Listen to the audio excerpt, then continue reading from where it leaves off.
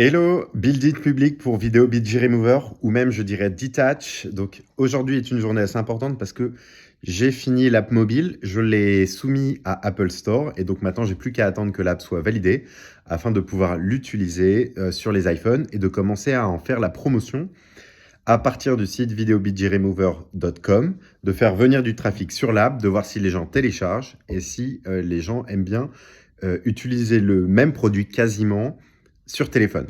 Donc il n'y a pas beaucoup de changements, c'est vraiment le même back-end, c'est juste le front-end qui va changer et le moyen de distribuer le produit qui va changer beaucoup.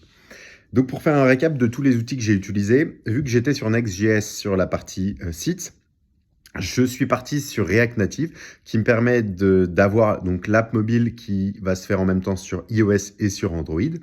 Donc j'ai utilisé le framework, je ne sais pas si c'est un framework, mais Expo, qui permet de gérer le déploiement et il y a pas mal de librairies qui permettent de gérer les fonctionnalités sur les différentes plateformes, donc les différents donc Android et iOS. Donc ça marche très bien.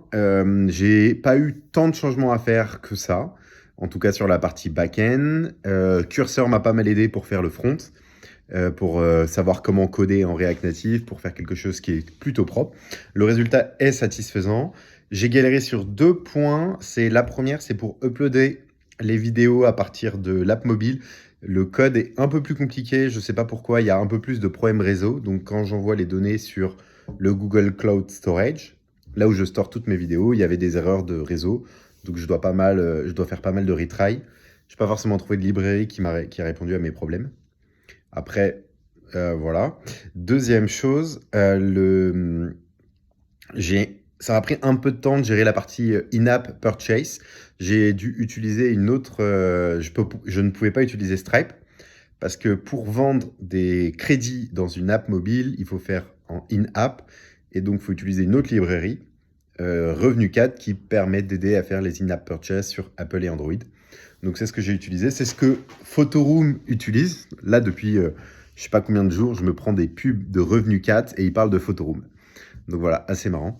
Donc pour l'instant, ça se passe bien. On va voir ce que ça va donner sur les résultats. Et c'est, je pense, une grosse étape d'avoir fait l'app mobile. Ensuite, là, dans les différents points que je vais faire, donc je vais devoir faire du marketing sur l'app mobile, voir les résultats. Pour comprendre là dans le futur ce qui va se passer avec les utilisateurs, j'ai Postog, donc que j'utilisais sur la partie site, qui est aussi disponible sur l'app mobile. Et je crois qu'il y a même les session replay, donc de voir exactement ce qui a été fait sur l'app euh, à partir donc des analytics. Donc ça, c'est trop cool.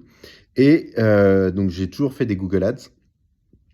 Je vais peut-être essayer de couper totalement mes Google Ads, essayer de trouver d'autres façons d'acquérir les clients. Parce que comment j'ai commencé à croître le montant des Google Ads, j'ai peur que que le montant par clic augmente très rapidement. J'avais fait un petit test, j'avais triplé les coûts par clic de mes ads. Et en acquérant des clients d'une autre façon, je vais peut-être essayer, ça va peut-être me permettre d'avoir plus d'infos sur sur mes clients, alors que là, je suis un peu dans le flou. Voilà, c'est une des propositions, une des choses que j'ai à faire. Et si l'app mobile ne fonctionne pas du tout, je vais devoir trouver d'autres choses à faire. Euh, Truc marrant, c'est que donc j'ai plus de 100 clients payants sur Stripe. Donc ça, c'est une bonne chose. J'ai dépassé les 500 € de revenus au total. J'ai un client qui a contesté le paiement de 6 dollars en disant que ça n'a pas répondu à ce qu'il voulait et que ça n'a pas marché. Et effectivement, la vidéo était grosse et il y a eu un problème dans mon site.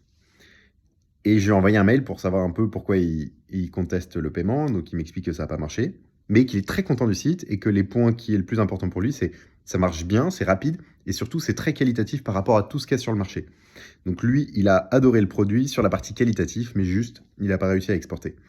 Donc, ce qui est une bonne chose, il kiffe le produit parce que donc certains m'ont dit que c'était sur mobile, que ça marchait sur Android, donc facile sur téléphone, et deuxièmement, que la qualité est au rendez-vous. Donc si je me focus sur la meilleure app mobile, facile d'utilisation sur mobile, qui enlève les arrière-plans des vidéos, il y a peut-être quelque chose qui répond à un besoin des utilisateurs. Donc voilà, on va continuer là-dessus, voir ce que ça donne. Donc là, il y a une grosse étape qui a été passée aujourd'hui. Donc probablement que ça va pas être accepté par l'Apple Store, mais on va corriger les différents trucs pour que ça réponde à leurs besoins. Voilà, voilà. Bah, je vous souhaite une bonne journée et à la prochaine vidéo.